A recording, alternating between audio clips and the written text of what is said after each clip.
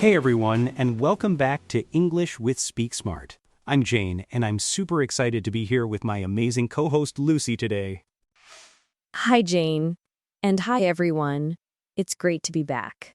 You know, Jane, we often get questions from our listeners about how to talk about their day in English, especially when it comes to those slightly trickier tenses. Oh, absolutely. It's one of those things that sounds simple, but then you start thinking, wait, did I do that yesterday or have I done it already today?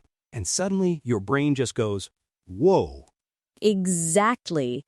And that whoa moment often happens around the present perfect tense. It's super common in everyday English, but for beginners, it can feel like a bit of a puzzle. So today, we're going to break it down, make it easy, and show you how to use it confidently to talk about your day. Yes, the present perfect. I remember when I was learning, it felt like this mystical creature. Like, is it past? Is it present? What is it? Right? It's kind of both. That's the beauty of it. So let's start with the basics.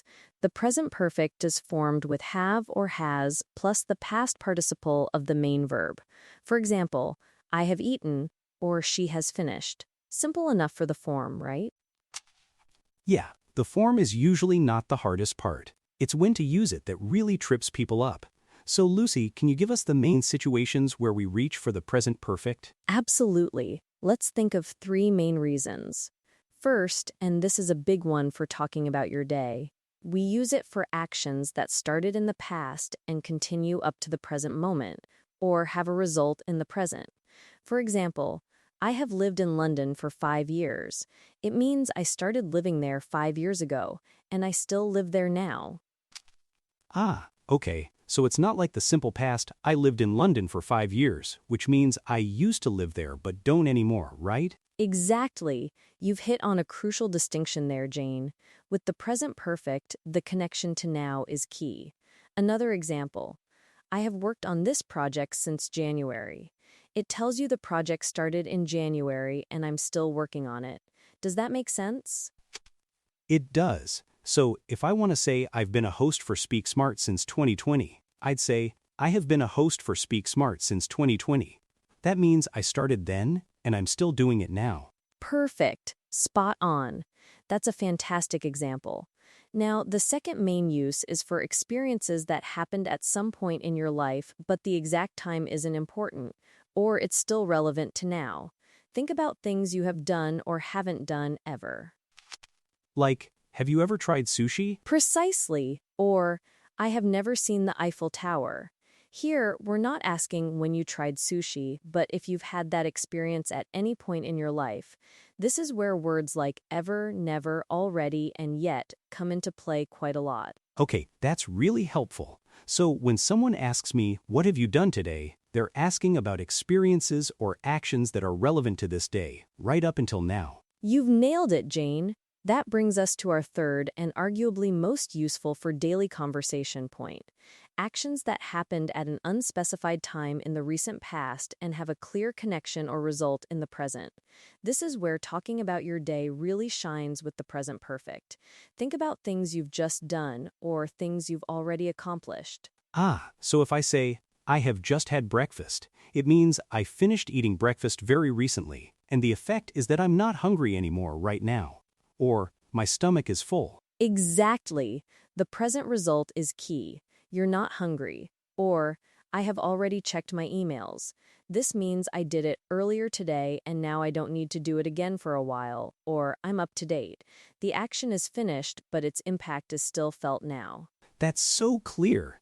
I think the trickiest part for beginners is often distinguishing it from the simple past, like, I ate breakfast, versus, I have eaten breakfast. You're right, and it's a super important point. The main difference is whether you're focused on a specific finished time in the past or on the connection to the present. If you say, I ate breakfast at 7 a.m., you're using simple past because at 7 a.m. is a specific finished time.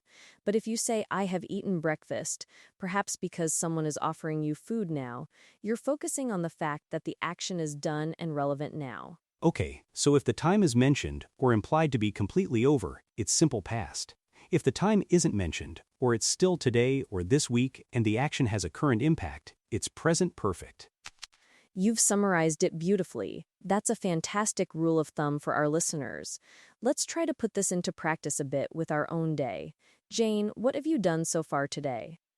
Okay, let's see. Well, I have woken up early, which is unusual for me, so I can say, I have already had my coffee, and I have answered a few emails. I haven't gone to the gym yet, though. Perfect use of already and yet. And notice how yet goes at the end of the negative sentence. I haven't gone to the gym yet. It implies you still might go later. The action is expected but hasn't happened up to now. What about you, Lucy? What have you managed to do? Well, I have actually been up for a couple of hours already. I have taken my dog for a walk this morning, and I have even baked some cookies. They're still warm. I haven't done any housework yet, though, so that's waiting for me. Ooh, warm cookies sound amazing.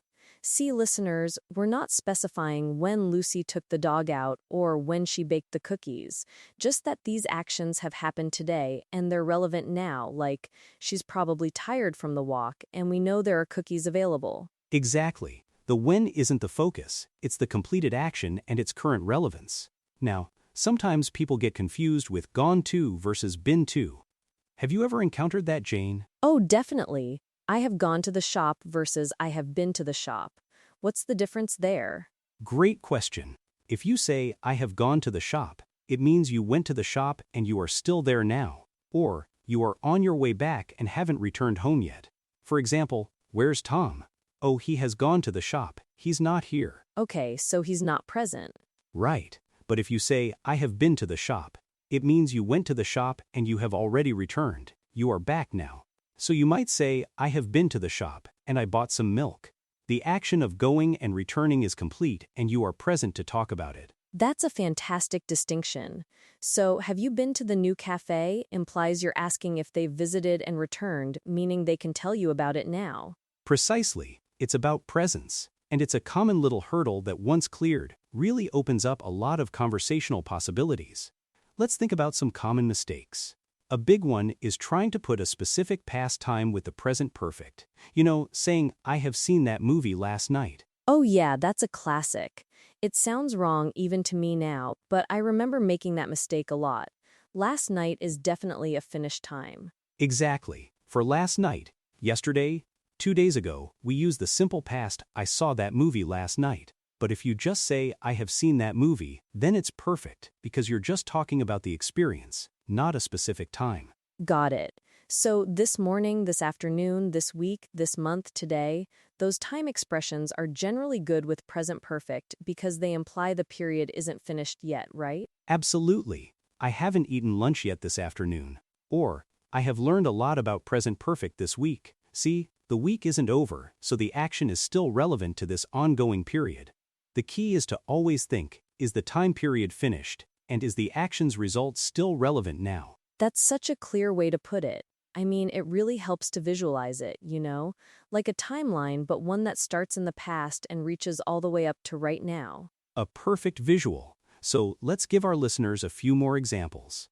Imagine you're talking to a friend about your day. You might say, I've had 2 cups of coffee already. This implies it's still early in the day, or you've reached your coffee limit. Or, I haven't heard from Sarah all day, meaning the day isn't over and you're still waiting for her to contact you. Excellent. Or, the weather has been amazing this week. The week isn't finished, and the amazing weather is still a current fact. This is why it's so fundamental for natural conversation. You can't avoid it in daily English. It makes so much sense when you break it down like this. And I think the key for our listeners, especially beginners, is to start noticing it. When you're listening to native speakers or watching a show, try to identify when they use have, has as past participle. That's fantastic advice, Jane. Active listening is incredibly powerful. And then try to mimic it. Even if it feels a little awkward at first, force yourself to use it when you're talking about your recent actions or experiences. Start with simple sentences, like, I've eaten lunch, or I haven't seen that movie. And remember those key words, already, yet, just, ever, never, for since. They're often strong indicators that the present perfect is the right choice. Yes, those are your little helpers. And don't forget the irregular past participles. We've talked about eaten for eat, but there are many others like seen for see, taken for take, done for do, been for be. A quick Google search for a regular past participles list will give you all you need to practice. That's a crucial point, Lucy. It's not always just adding a "you now." You gotta learn those irregulars. So, to recap for everyone, the present perfect is for actions that started in the past and continue to now, experiences at an unspecified time in your life, and recent actions with a present result. Spot on. And it's formed with have or has plus the past participle. Focus on the connection to now, and you'll be well on your way to mastering it. Practice makes perfect, especially with the present perfect. Love that. Practice makes present perfect. We hope this episode has helped demystify this tense for you and given you the confidence to start using it more in your daily English conversations.